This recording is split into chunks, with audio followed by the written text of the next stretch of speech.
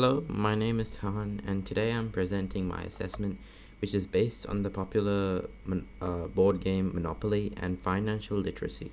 In this assessment, I have introduced additional rules for Monopoly, which will make the game shorter, more educational, and more enjoyable. So, what is a monopoly? A monopoly includes exclusive ownership, not literally, or domination of a particular part of the market by a supplier that provides goods or services. When there is a monopoly in the market, it is hard for other suppliers to enter the market. This brings no competition and allows these monopolies to control the prices of the goods and services provided by that part of the market. Generally, massive companies such as Facebook, Google, and Apple are bad for consumers.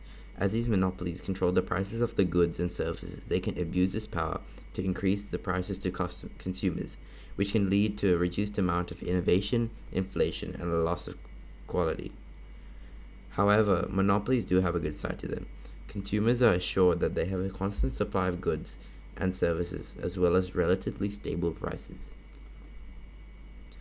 What is financial literacy?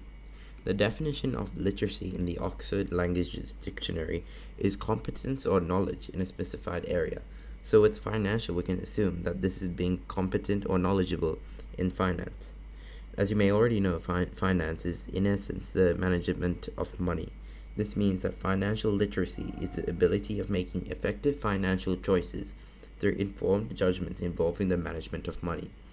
Financial literacy is an extremely important skill for consumers or producers to have.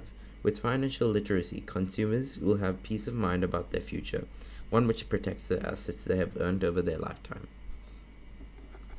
So now onto the rule changes.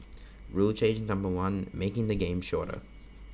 In order to make the game shorter, several rules will be implemented. The first one will be to halve the prices of hotels and houses. This will make sure that people are taxed with high rent quickly.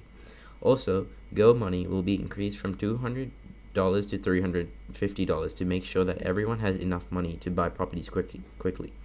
Another rule is that only 2 of the same color set are required to start buying houses and hotels, not the entire color set. Finally, if all the properties are not owned within 10 minutes, they will all be put out for auction. This ensures that all the properties are in circulation before the game properly begins. These rules will guarantee that players will go bankrupt while others turn into monopolies in a shorter amount of time.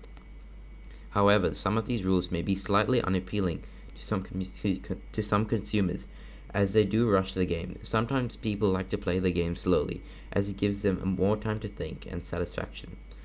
However, as these rules are designed to make the game shorter, it can be a bit of a gamble. If a player gets a bad roll, it could put them in a bad lead for the rest of the game till they go bankrupt. Rule change number 2, introducing financial literacy. To make Monopoly more financially educational, rules can be implemented that make players more conservative.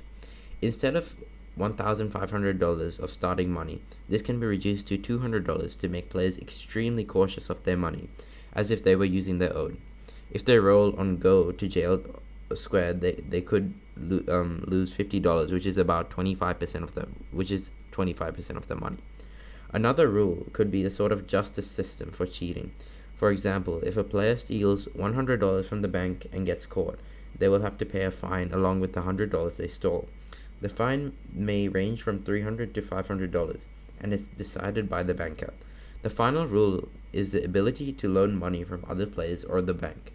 When a player loans money from the bank or other players, interest is set at a rate of 25% per every circle around the board.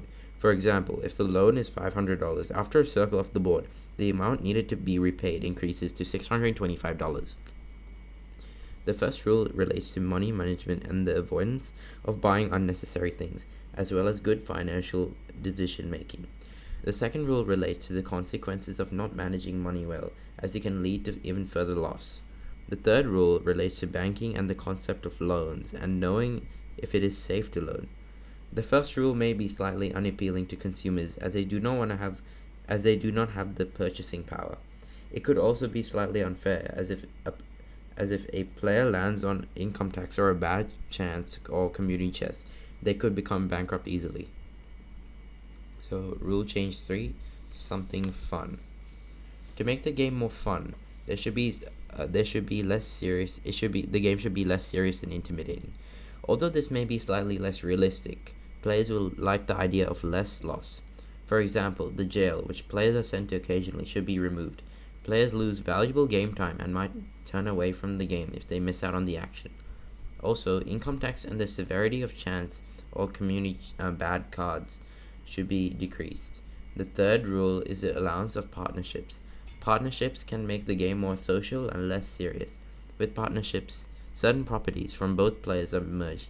However, when the partners disband, either by conflict or when the other players are bankrupt, the shared properties will split half-half.